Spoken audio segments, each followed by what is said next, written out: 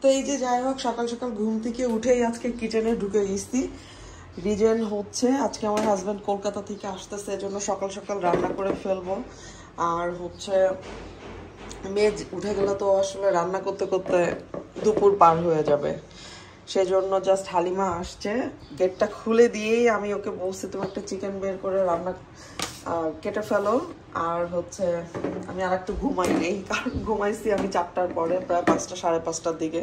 তো আজকে করলা ভাজি করবো, এদিকে পটলের চাক ভাজা হবে, আলু দিয়ে মুরগির একটা ঝোল হবে, আর এখন ডাল বসাই দিব, একটু ডাল রান্না করব। তো এই হচ্ছে আজকে দুপুরে রান্নার মেনু। যাই হোক আমার হচ্ছে দাঁতটাও প্রচণ্ড ব্যথা করতেছে, আজকে একটু লাল চা খাবো। আমার খুবই মানে রিসেন্ট একটু দাঁতের ডাক্তারের কাছে যাইতে হবে। আমার মেয়ে ঘুমায় আসছে, এখনো ওঠে নাই। তো যাই হোক এই ফাঁকে আমি কাজগুলো একটু তাড়াতাড়ি সেরে ফেলি, অলরেডি 11টা বাজে।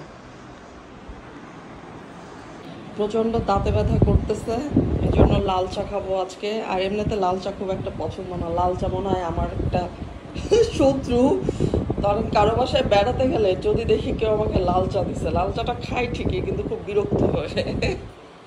তো যাই হোক দাঁত ব্যথা করতেছে, এই জন্য একটু লাল চা বানাই নিলাম, লাল চা খাবো।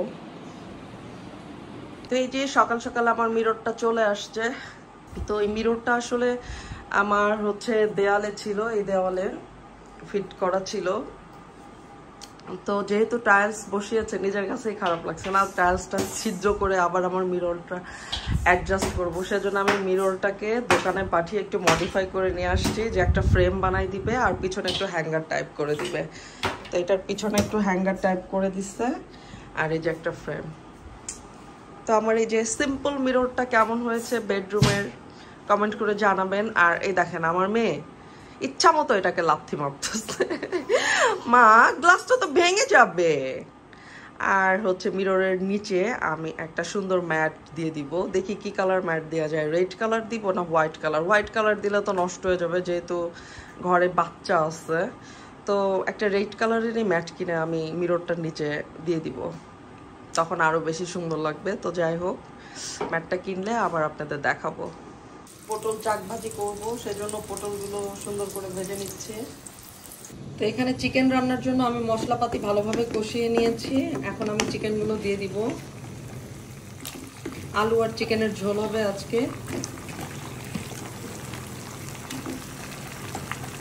তো এখন চিকেন ভালোভাবে কষিয়ে নিব।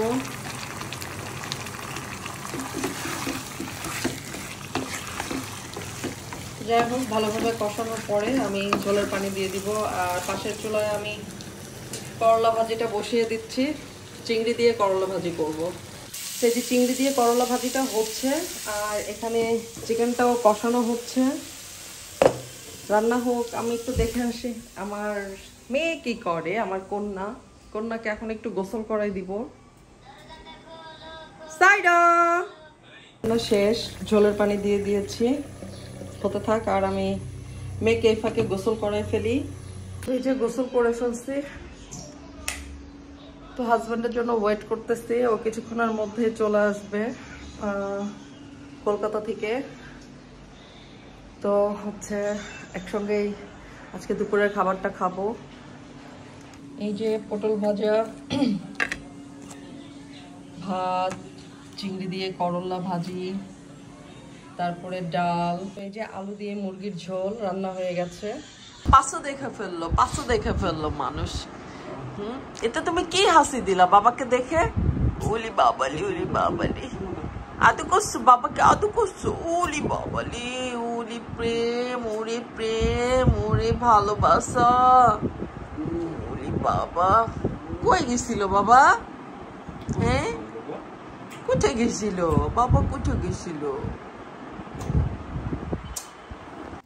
আসসালামু আলাইকুম, সুমিস ডেইলি ব্লগস থেকে আমি সুমি চলে এলাম আপনাদের সঙ্গে আরও একটি ব্লগ শেয়ার করতে।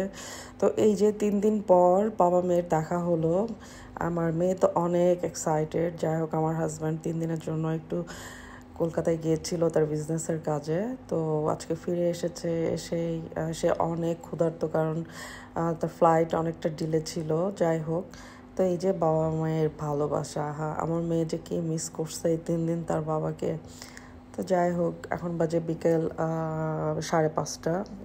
আমি অনেকক্ষণ আমার হাজব্যান্ডের জন্য ওয়েট করেছিলাম, ওয়েট করে করে তারপরে অসম্ভব ক্ষুধা লেগে গেছিলো, দেন আমি খেয়ে ফেলছি, এখন বাপ বেটি খাচ্ছে।